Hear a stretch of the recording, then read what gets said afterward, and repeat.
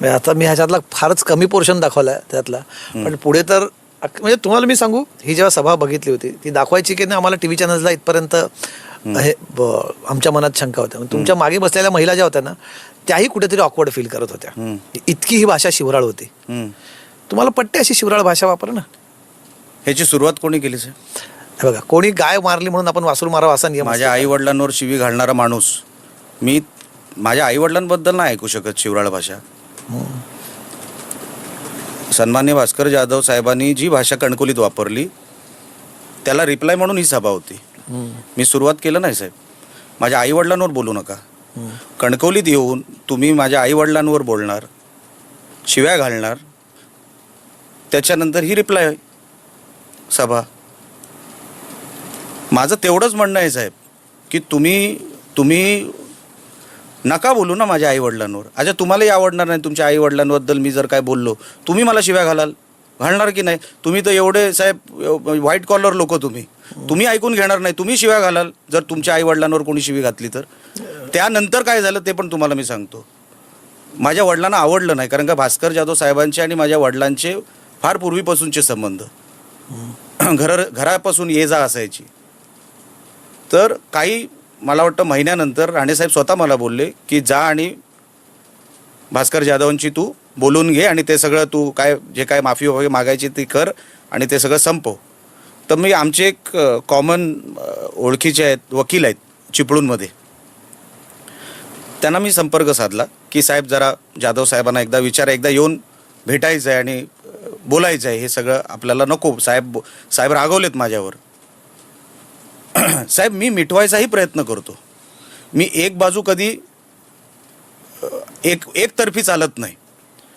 राणेसाहेब बोलले तुझ्यामुळे माझे आणि भास्कर जाधवांचे संबंध खराब झाले, तर तू जा आणि तिकडे त्यांच्यासमोर जे काय सॉरी म्हणायचं आहे, दिलगिरी व्यक्त करायची, ते सगळं जे काय ते तू तिकडे जाऊन त्यांच्याशी बोल, कारण का तुझ्यामुळे आमचे घरचे संबंध खराब झाले. मी बोललो बघा साहेब, तुम्हाला स्टेजवरून शिवी घातली गेली, ती सभा कोणी दाखवली नाही.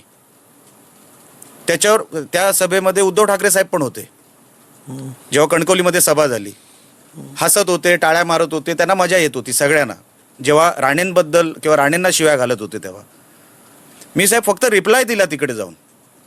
अच्छा, मी सभेच्या सुरुवातीला म्हटलं की मी फार टोकाचं बोलणार आहे, तर ज्यांना कोणी इथून उठून जायचं आहे त्यांनी कृपया करून आत्ताच ह्या सभेचं ठिकाण सोडावं. हे जर तुम्ही सभेच्या सुरुवातीपासून तुम्ही जर बघितलं असाल तर ते मी बोललेलो आहे. कारण ते सिनेमात तुम्ही देता ना ए रेटिंग, डिस्क्लेमर तसं तुम्ही दिलं. पण ही सभा आहे, निलेश, ही सभा होती साहेब. मला सगळं मान्य आहे, पण माझ्या आई वडिलांना नका ना बोलू तुम्ही. ठीक आहे, पण मग बघा ना, तुम्ही वडिलांनीच तुम्हाला जाऊन सांगितलं की तुम्ही जाऊन दिलगिरी व्यक्त करा. हो. मग हे सांगावं लागतं का? सांगावं लागतं ना. बघा, जसं मी तुम्हाला बोललो, माझ्या वडिलांवर किंवा तुमच्या आई वडिलांवर मी काय बोलायला गेलो तर तुम्हालाही आवडणार नाही. पण जर तुम्हाला कोणतरी बोललो की नाही तुम्ही जाऊन बोलून या, तर तुम्ही ऐकणार ना कोणाचं तरी. आयुष्यामध्ये कोणाचं तरी ऐकावं लागतं. पण मग झालं की नंतर पॅचअप भास्कर जाधव तुम्ही जाऊन बोलला नाही. जाधव साहेबांची माझं कधी बोलणंच झालं नाही, त्यांचा कधी फोनच आला नाही. पण आता थोडंसं मागे वळून बघताना असं वाटतं की हे चूक होतं, सगळं आपण करतो हे नाही. आई वडिलांसाठी केलेली कुठलंही घटना ही माझ्याकडून चूक झाली असं मी मानत नाही. हा, कुठेतरी जास्त तोंडातून सुटून गेलं असेल किंवा निघालं असेल, पण ते जर माझ्या आईवडिलांवर काय बोलले नसते तर मीही बोललो नसतो.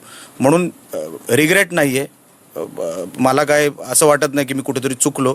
हो, पण त्यांनी मला माफ करावं अशी माझी इच्छा आज आहे. कारण का मला साहेबांनी सांगितलं की बघ, माझे आणि त्यांचे पूर्वीपासूनचे संबंध तुझ्यामुळे बिघडले, तर मी साहेबांचं नुकसान करू शकत नाही. ही फार मोठी गोष्ट आहे. आणि मी ती म्हणजे जसं मी तुम्हाला मगाशी म्हणालो, ही गोष्टही मी अप्रिशिएट करीन की तुम्ही आज नॅशनल टेलिव्हिजनवरती ही गोष्ट म्हणतायत की त्यांनी माफ करावी गोष्ट. आणि राजकारणात हे कल्चर असावं असं मला वाटतं की आपण कुठेतरी एक कल्चर सोडून राजकारणात चालू आहोत ना, एक खूप कटुता आलेली आहे. आणि आज तुम्ही एक चांगलं उदाहरण दाखवून दिलं या टू द पॉईंटच्या कार्यक्रमात बोलताना. मला फार बरी गोष्ट वाटते की तुम्हाला वाटतं ही गोष्ट बोलावी, फार बरं आहे. नाही पण साहेब, मी अगोदर पण बोललेलो आहे, फक्त तुमच्या पण ते घेतलं गेलं नाही कधी. नाही, पण ठीक आहे, आज तुम्ही बोलतात आणि आम्ही नक्की दाखवतोय. पण तुम्हाला वडिलांना सांगावं लागतं, वडील सल्ला देतात आजही? हो, देतात ना. त्यांच्याच सल्ल्यावर मी. कशा प्रकारचा सल्ला असतो वडिलांचा? सगळ्या बाबतीत, कपड्यांपासून, दाढीपासून सगळे. हो, घरात दाढी एकटी तुमची आहे? हो. त्याच्याबद्दल काय सांगतात? का ठेवलीस? अच्छा, मग आवड आहे. आता काय ते आता नाही नसेल तर आता काहीतरी विचित्र वाटेल मला. पण मग इतरही गोष्टींबाबत कुठला सल्ला असतो? सगळ्याच गोष्टीत असतो ना साहेब. साहेब मी त्यांच्याच सावलीमध्ये वाढलो आणि त्यांच्याच सावलीमध्ये मला बरं वाटतं. मी कधी त्यांच्यापेक्षा मोठा व्हावा किंवा त्यांच्या सावलीच्या बाहेर जाऊन काहीतरी करावं असं कधी वाटत नाही. मला काय मिळवायचं आहे साहेब? ही सगळी शर्यत मंत्रिपदासाठी वगैरे अजिबात नाही. किंवा कोणाला वाटत असेल हे निलेश राणे उगाच काहीतरी शायनिंग मारण्यासाठी हे सगळं करतो, कशाला पाहिजे साहेब? मी लो प्रोफाईल होतो इतके वर्ष, लो प्रोफाईलच आवडतं मला. असंही म्हणतात की निलेश राणे हे आपल्याकडे लक्ष वेधून घेण्यासाठी ही सगळी वक्तव्य करतात. मग हे आताच का गेलं? बघा, लक्ष वेधायचंच असेल ना तर माझ्याकडे 100 कारणं होती साहेब. जसं की अनेक विषय आहेत ना साहेब, रोजच विषय असतात. रोज काही ना काहीतरी मी करू शकतो. रोज कुठे ना कुठेतरी मी जाऊन लफडी करू शकतो किंवा तुम्हाला जसं वाटतं निलेश राणे रिॲक्ट होईल तसं रिॲक्ट होऊ शकतो. पण मला आवड नाही साहेब आता त्या सगळ्या विषयांची. आता माझा फोकस, मी जसं सुरुवातीला तुम्हाला म्हटलं की माझा फोकस बदलला. मी फार स्पेसिफिक गोष्टी करतो, फार लिमिटेड गोष्टींवर माझं लक्ष असतं. मला ह्या कुठल्याही विषयांमध्ये लक्ष घालून माझं जे काय फोकस आहे तो बदलायचा नाही आहे. घरात काय प्रतिक्रिया असते या सगळ्या वागण्याबद्दलची? आम्ही एकमेकांसाठी फायर फायटिंग करतो म्हणून सगळे सपोर्टिव्ह आहेत.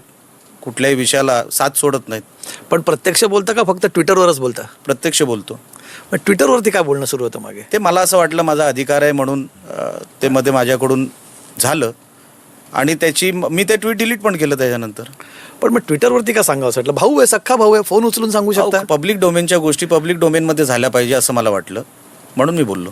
नाही पण काय ना, त्याच्याबद्दल आम्हाला फार म्हणजे इथेच तुम्ही जिथे बसला त्या टू द पॉईंटमध्ये आले होते नितेश राणेजी. काय म्हणाले होते तर मी तुम्हाला ऐकवतो, ते फार इंटरेस्टिंग आहे. मी ऐकलंय. परत एकदा ऐकूया प्रेक्षकांसाठी, थोडी उजळणी करण्यासाठी. AI स्टॉक मार्केटचं फ्युचर आहे